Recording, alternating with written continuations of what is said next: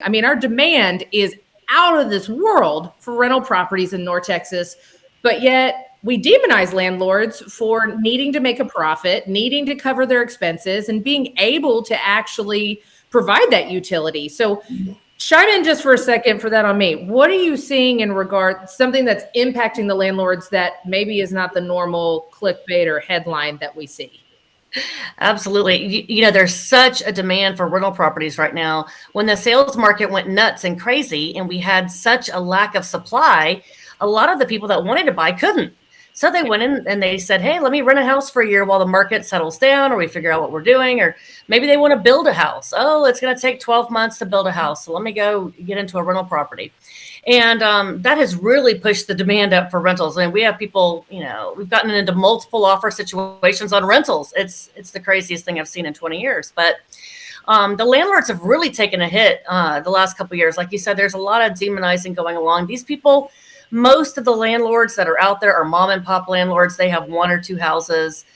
They're looking to be able to cover their mortgage, cover their expenses, and provide a retirement for themselves or their children in the future. And the eviction moratoriums that have come down, the private property right challenges that we've had with homeowners associations, and the property taxes going up just incredibly has made it where a number of landlords have said, is it really worth it to be a landlord anymore?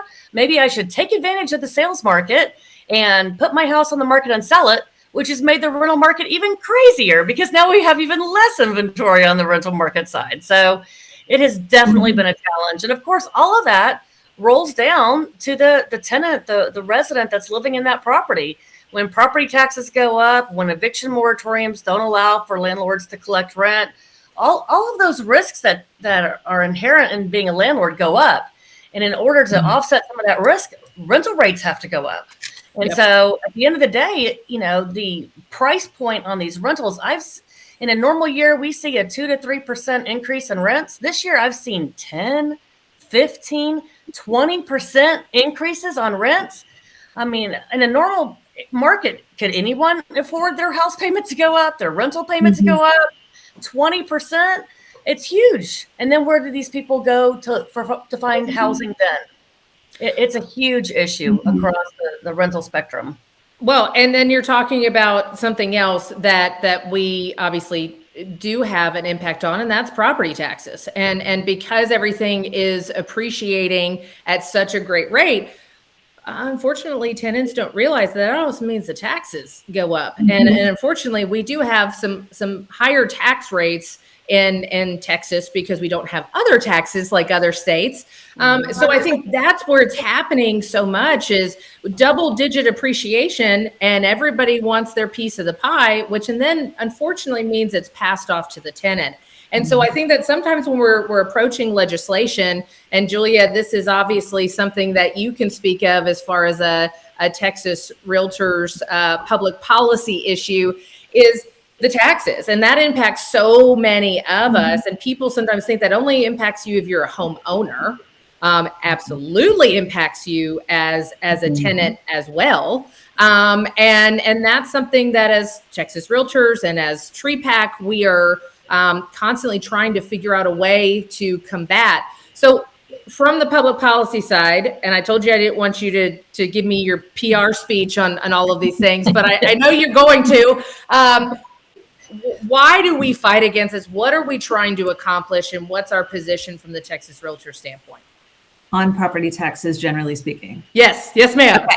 All right. Well, first of all, let me add to your list of Texas Realtors, TREPAC, also the Metro Texas Association, and all of our other local partners around the state are really significant stakeholders in that conversation, because I think everyone here who's listening knows this, but we might have some new folks, so it bears saying. Texas, as a state, does not charge property taxes.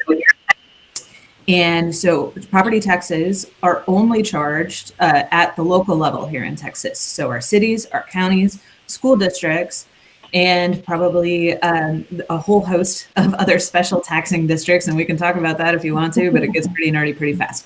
But all of those local entities are the ones that are actually ultimately setting your tax bill. So the state legislature is in a very strange position where they have the ability to set laws around the structure of how property taxes are set up and how the local taxing entities can do their work, and along with the central appraisal districts, but they don't actually get to say what your property taxes are.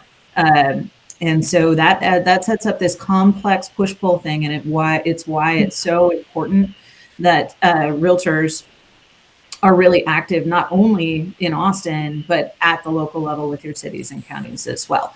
And so all of that to say that Texas Realtors' position on property taxes, and this is not a direct quote, I'm going to recite this kind of in my own words. We want to make sure that property owners and residents, I think you make a great point bringing up the tenant side, that people who are impacted by property taxes have a clear understanding of how that bill is set, that they have a relatively easy ability to go and have an impact on their ultimate tax levy. And really what that means, it's complicated right now, but it means being able to go to your city council, being able to go to your county commission and talk to them about what the budgets are that they're setting for each year, because that's where your tax bill comes from. So we have been working for years to make sure that people have a better understanding of that process and can be active participants, not just stopping at going to the central appraisal district and protesting your appraised value, not protesting your taxes. Let's all be very clear about that rhetoric. You're protesting your appraised value. The CAD doesn't set your tax bill. We don't want you to stop there. We want you to keep going. And for the tenants, I think that we have a lot more work to do to really make them understand that they too are impacted by property tax increases. I live in Austin. When I first moved to town, I was a renter. I still am, actually.